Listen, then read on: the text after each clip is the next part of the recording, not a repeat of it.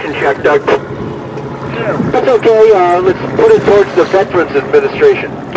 Oh, keep reeling. Just keep reeling. That's a big fish. You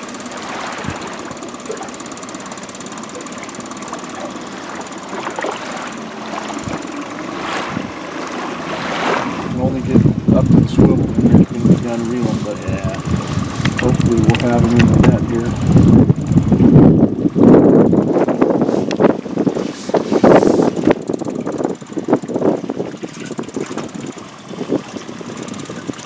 Swivel. Yeah, nice fish.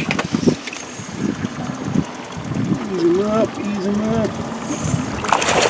All right, yeah. Oh, he fell out of the net.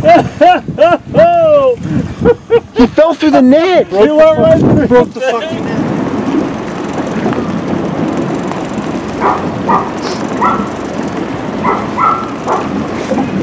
See a little flash. It's like another brown. Looks like it.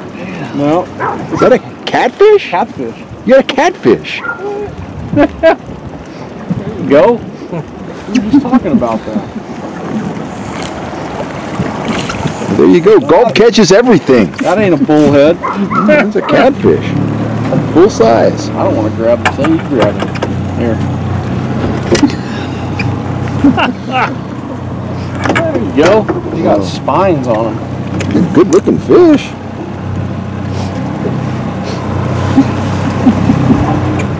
Howdy folks, Cal Kellogg here. Now you've undoubtedly used soft plastics for trout fishing. You've probably used hoochies, you've probably used Berkeley power grubs, maybe you've even used a wiggle hoochie.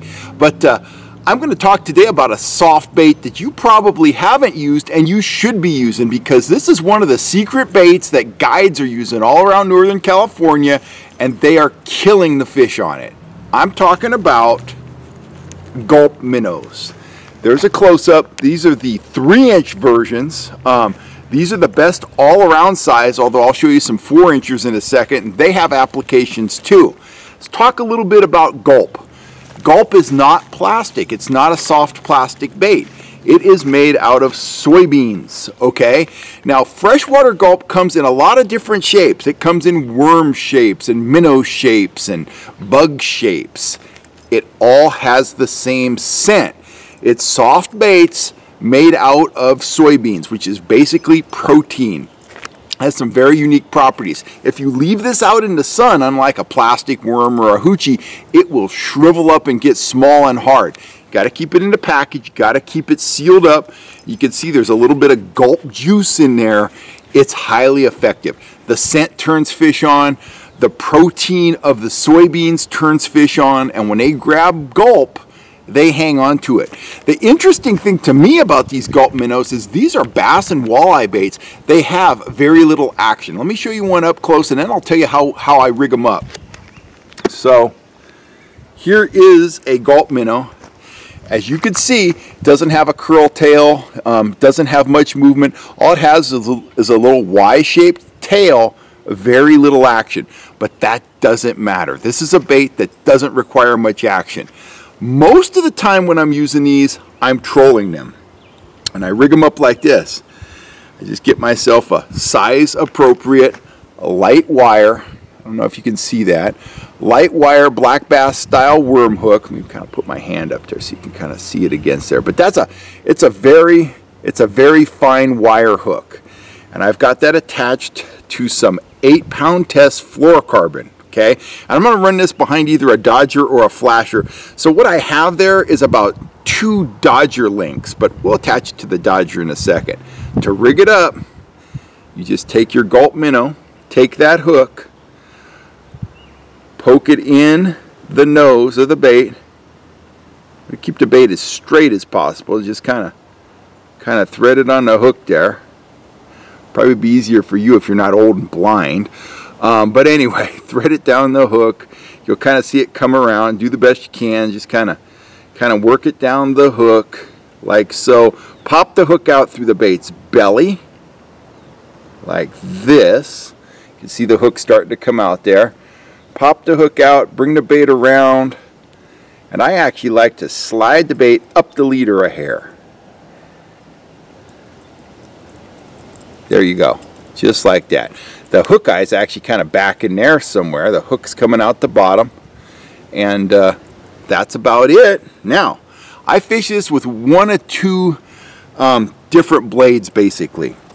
And you can use whatever your favorite dodger is. I like a 6-inch sling blade, and I like a 6-inch blade with this bait. I just take that leader, tie a loop knot in it, slip that onto my sling blade, hook the sling blade on my rod, and I am ready to troll. I use about, it's about 2.5, 2 1/4 links, and that's going to give that minnow a nice stop and dart action. Stop and dart, stop and dart, stop and dart, stop and dart. Very effective for trout, very effective for king salmon, very effective anywhere the fish are feeding on bait, whether shad, and everything will grab this. I've seen catfish caught on it, king salmon, rainbow trout, brown trout, panfish, crappie, everything will bite it. Like I said, it has very little action, but the scent, the feel, the silhouette, the dark over light coloring, it's just a winner. It is a deadly bait. So that's one way I rig it up behind a sling blade, and like I said, whatever your favorite blade is, it will work. I prefer a 6-inch blade over a 4-inch. I just think it's just a more effective presentation overall. The other way I do this is pretty unique. This is one of the Yakima bait fish flash flashers, and it's a small one. Now this, unlike a dodger that, you know, kicks, this just spins in your line. It just turns, and it stays in, you know, one plane, but it's spinning. And I just take that, I hook that on behind the blade like this. A little harder with these because there's just a split eye on here. So, you know, ordinarily I'd put my leader on there first. So I'm just threading that through there like that. And I'll drop it back through itself just so you can see what it looks like on there. But anyway, there we go. There's the flasher. There's the bait. The bait's going to have very little action behind this, but it is a highly effective presentation, especially for landlocked kings. I've caught a lot of landlocked kings on this. A lot of times if I know, let's say I'm at Lake Oroville and I know I'm going for kings, I'll upsize my bait. Instead of using the 3-inch, I'll go with the 4-inch. I'll up my hook size accordingly, but I'll still run it behind that small chrome fish flasher.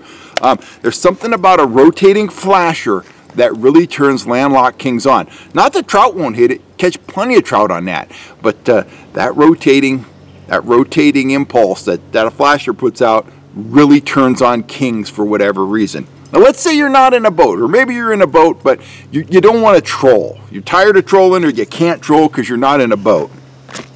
Well, here's what you do. Let me pop this guy off here. They are expensive, so I'm not going to waste 2 baits. That little pack of Gulp Minnows was about $7, so they are not cheap, but hey, get what you pay for.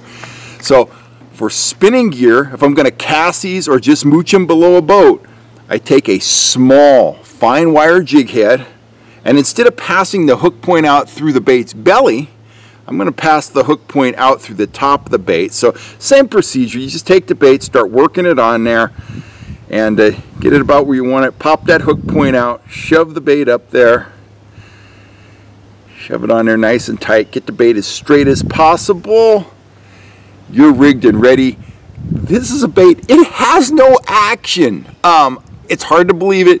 Cast it out, let it fall, just work it back with some, you know, make it rise and dip.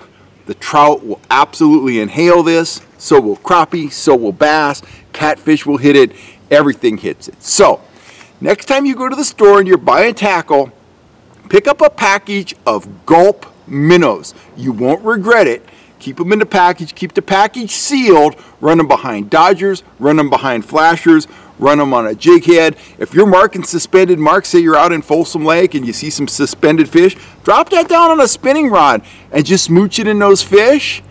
You will be astounded with the results. So anyway, that's one of my big fishing secrets, Gulp Minnows. They flat out catch fish of all species, and they're overlooked by most trout and salmon anglers. The guides know about them, but most of your average rank and file anglers, they're not using Gulp, but they should be.